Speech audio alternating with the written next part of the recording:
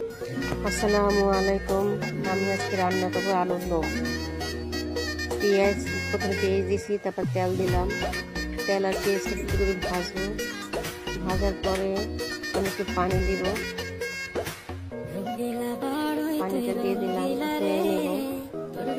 এখন নাড়ার পরে আমি 1 চামচ ধনিয়া গুঁড়ো দিলাম, 1 চামচ মরিচের গুঁড়ো দিলাম, 1 চামচ হলুদের গুঁড়ো দিলাম, দিয়ে একটু নেড়ে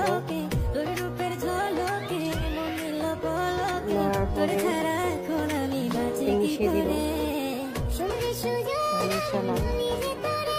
তারপরে আমি একটু লবণ দিব, লবণ আছে না, পরিমাণ মতন একটু লবণ দিব। আলুগুলো দিয়ে দিব।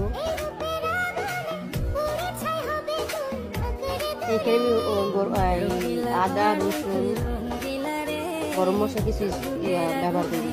আর একটু ছোটো করে কেটে নিলাম, কারণ আমি একটা মশলা ব্যবহার করবো। ওই মশলা হচ্ছে স্বাদ মিশালি মশলা। পানি দিয়ে একটু নেড়ে দিলাম। অনেক খোঁজাখুঁজি পরে আমরা বড়ি খাইছি বাজারে গিয়া। তো আরো এইভাবে কমেন্ট করবেন যে আরো কোন ধরনের ভিডিও বানানো যায়, ঠিক আছে? না পরে আমি এখন ঢেকে দেবো।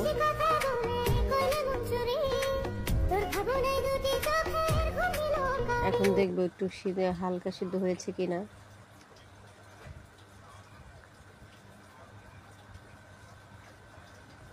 হালকা সিদ্ধ হয়েছে। এখন আমি যে মশলার কথা বলেছিলাম ওই মশলা দেবো। স্বাদ মিশালি মশলা, এটা দিলে অন্য কোনো মশলা দেওয়া লাগে না। আমার কাছে ভালোই লাগে মশলাটা, স্বাদও সুন্দর আসে, গন্ধটাও সুন্দর হয়, খুব ভালো লাগে।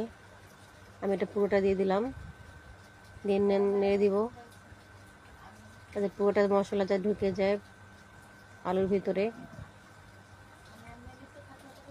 এখন যতক্ষণ পর্যন্ত পানিটা শুকিয়ে আসবে ততক্ষণ পর্যন্ত আমরা জাল দেব। ঢেকে দিলাম। এখন এই যে আমাদের হয়ে গেছে আলুর দম।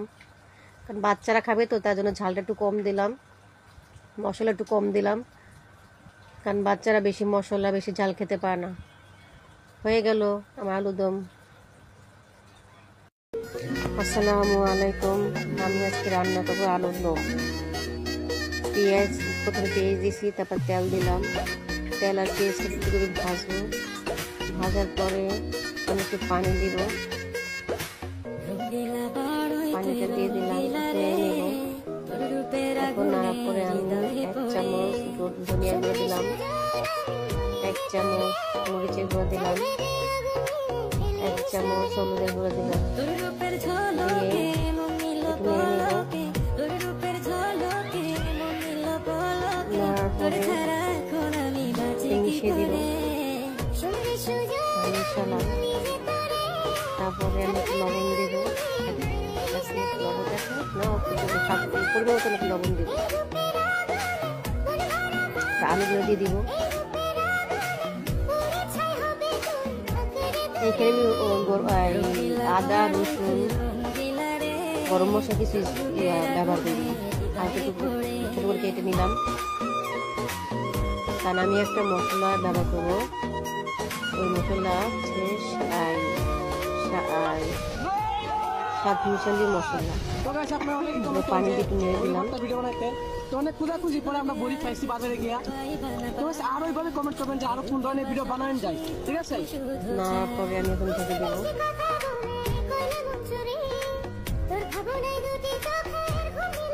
এখন দেখবো একটু হালকা সিদ্ধ হয়েছে কিনা।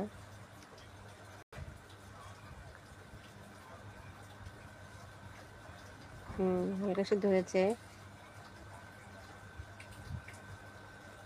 এখন আমি যে মশলার কথা বলেছিলাম ওই মশলা দেবো। স্বাদ মিশালি মশলা, এটা দিলে অন্য কোনো মশলা দেওয়া লাগে না। আমার কাছে ভালোই লাগে মশলাটা, স্বাদও সুন্দর আসে, গন্ধটাও সুন্দর হয়, খুব ভালো লাগে। আমি এটা পুরোটা দিয়ে দিলাম, দিয়ে নেড়ে দিব যাতে পুরোটা মশলাটা ঢুকে যায় আলুর ভিতরে। এখন যতক্ষণ পর্যন্ত পানিটা শুকিয়ে আসবে ততক্ষণ পর্যন্ত আমরা জাল দেব। ঢেকে দিলাম। এখন এই যে আমাদের হয়ে গেছে আলুর দম। কারণ বাচ্চারা খাবে তো, তার জন্য ঝালটা একটু কম দিলাম, মশলা একটু কম দিলাম, কারণ বাচ্চারা বেশি মশলা বেশি ঝাল খেতে পারে না। হয়ে গেল আমার আলুদম।